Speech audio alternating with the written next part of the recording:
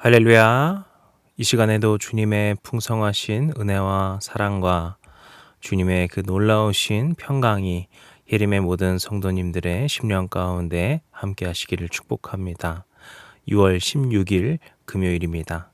오늘도 주님께 아침 예배로 우리의 마음과 온 정성을 향해 드리기를 원합니다.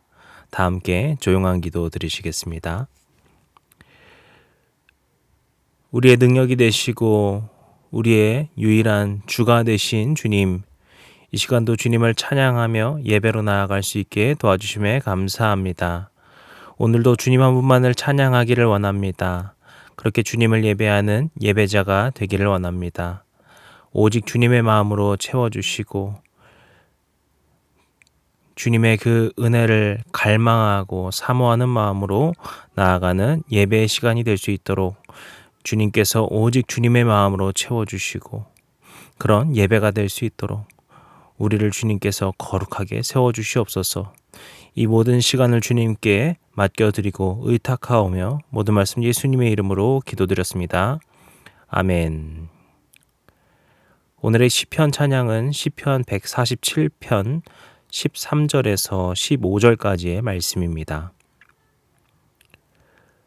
그가 내 문빗장을 견고히 하시고 내 가운데에 있는 너의 자녀들에게 복을 주셨으며 내 경내를 평안하게 하시고 아름다운 말로 너를 배불리시며 그의 명령을 땅에 보내시니 그의 말씀이 속히 달리는도다. 아멘. 오늘 우리에게 주시는 하나님의 말씀은 로마서 10장 5절에서 13절까지의 말씀입니다.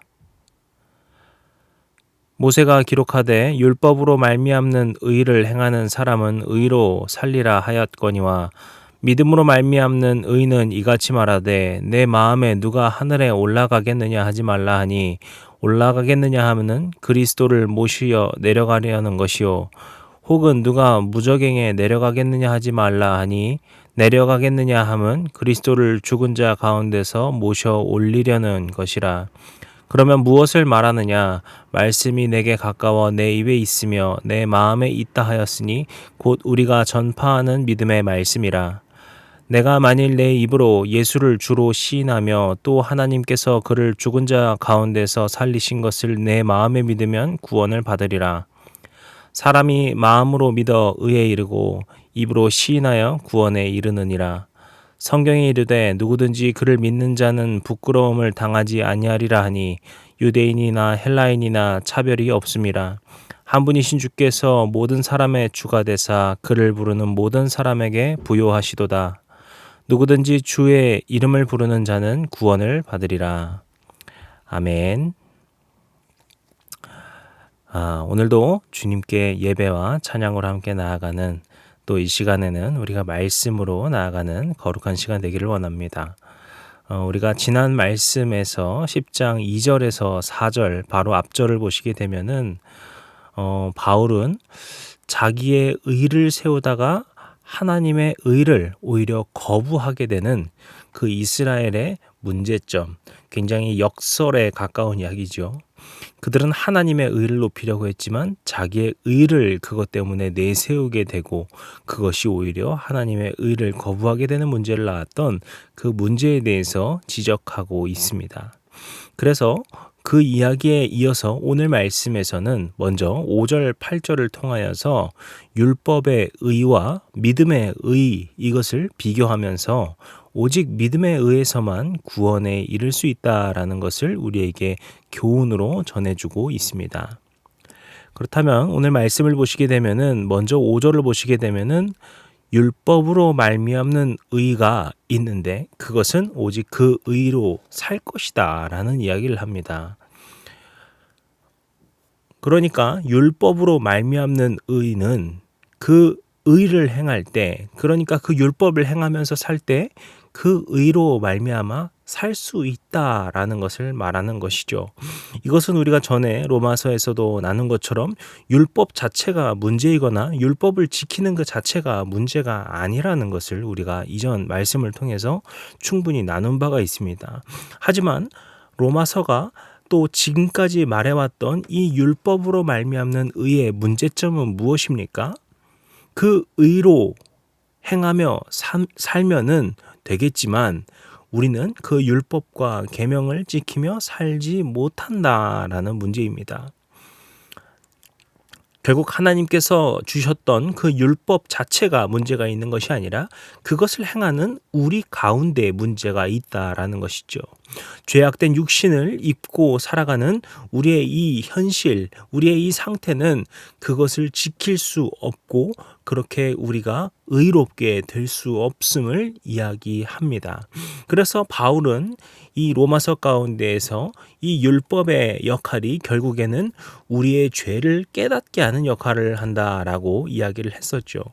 결국에 이 율법으로 말미암는 의, 그러니까 이 당시에 바리새인들이나 어떤 유대교 기독교인들이 강력하게 주장하던 예수 그리스도를 믿더라도 율법을 지켜야 하고 바리새인들 같은 경우는 율법을 열심히 지키면 된다라는 식의 이것은 우리에게 한계가 있음을, 불가능함을, 가능치 않음을 이야기하고 있습니다.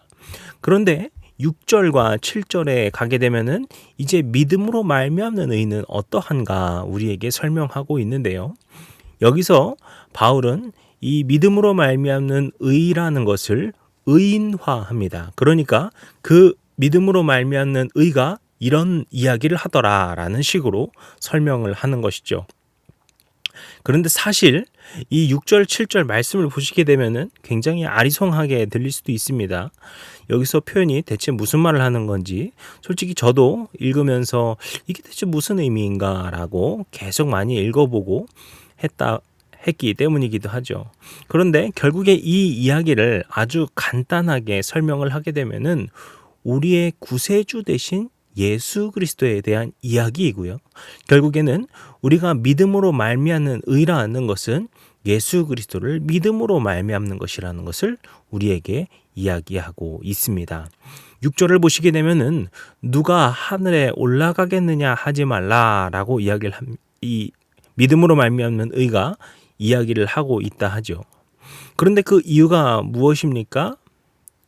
이거 뒤에 나오는 말을 조금 해석해서 보게 되면은 우리가 그리스도를 만나고자 하늘로 올라갈 필요가 없다라고 볼 수 있습니다. 왜 그렇습니까? 이미 그리스도께서 하늘로부터 이 땅에 오셨기 때문이라는 것이죠. 7절은 어떻게 될까요? 누가 무저갱에 내려가겠느냐 하지 말라. 이 무저갱이라고 하는 것은 여기서 보면 아비손이라고 하는 것인데 이 당시 헬라든 유대든 이 죽은 자들의 세계로 생각하던 것입니다. 우리가 구약을 보시게 되면 스올이라던가 음부라던가 하는 그런 표현들이 나오죠. 이것이 굉장히 어둡고 죽은 자들의 세계를 이야기하는 것입니다. 그런데 다만 여기서 바울이 이야기하는 것은 특별히 어떤 존재하는 그런 스올이라고 하는 세상 아니면 그런 죽은 자들의 세계를 말하고자 하는 것이 아니라 하늘과 반대되는 개념으로서 이야기하는 것이고 이것은 생명과 반대되는 개념으로서 이야기하는 것입니다. 그럼 생명과 반대되는 개념을 왜 이렇게 이야기하는 것인가? 이것이 무슨 말인가? 결국에는 그리스도께서는 그 죽음을 이기시고 부활하셨다라는 것을 이야기하는 것이죠. 그러니까 6절, 7절을 결국에는 우리가 조금 풀어서 보게 되면 무슨 이야기입니까? 누가 하늘에 올라가겠느냐 하지 말라. 왜냐? 이미 그리스도께서 이 땅에 오셨기 때문이다. 누가 무적에게 내려가겠느냐 하지 말라. 왜? 바로 그리스도께서 그 무적행으로부터 그 죽음으로부터 이기셔서 부활하셨기 때문이다.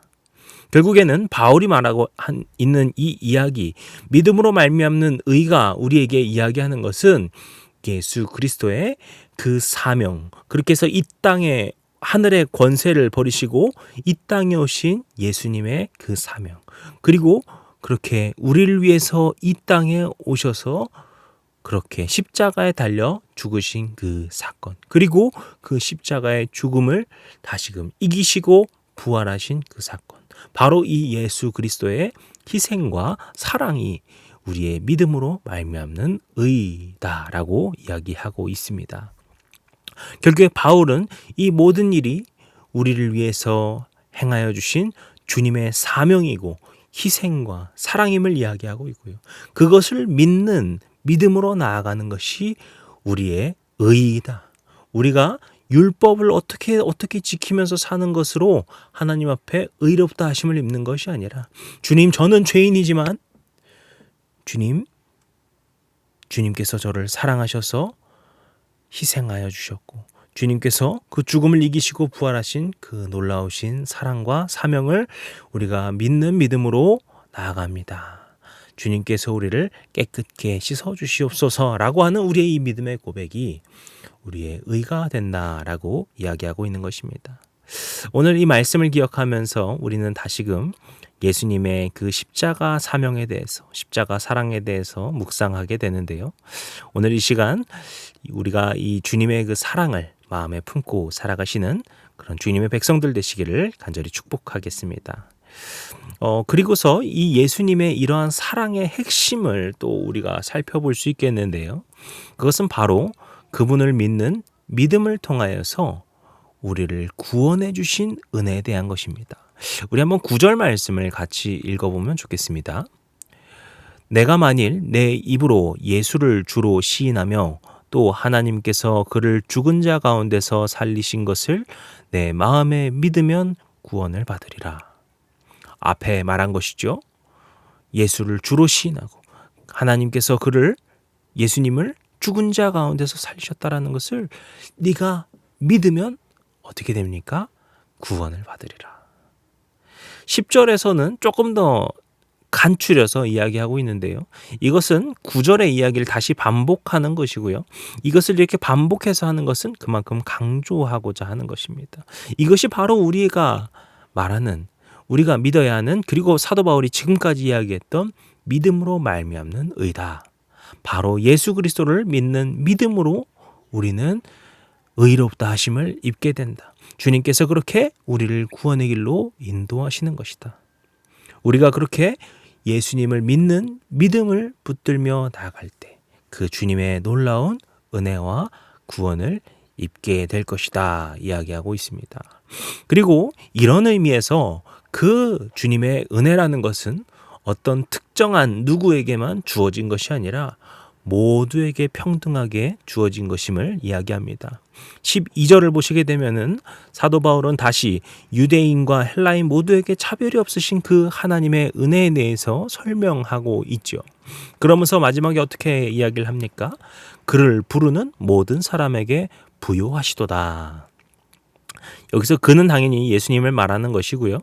이 부요하다라고 하는 것은 풍요, 충만을 이야기한다고 볼 수 있겠는데요. 결국에는 이 부요함이라는 것은 예수님 자체라고 볼 수 있겠죠. 근데 예수님이 여러분이 계신다던가, 예수님이 막 돈이 많으시다던가 이런 이야기가 아니겠죠.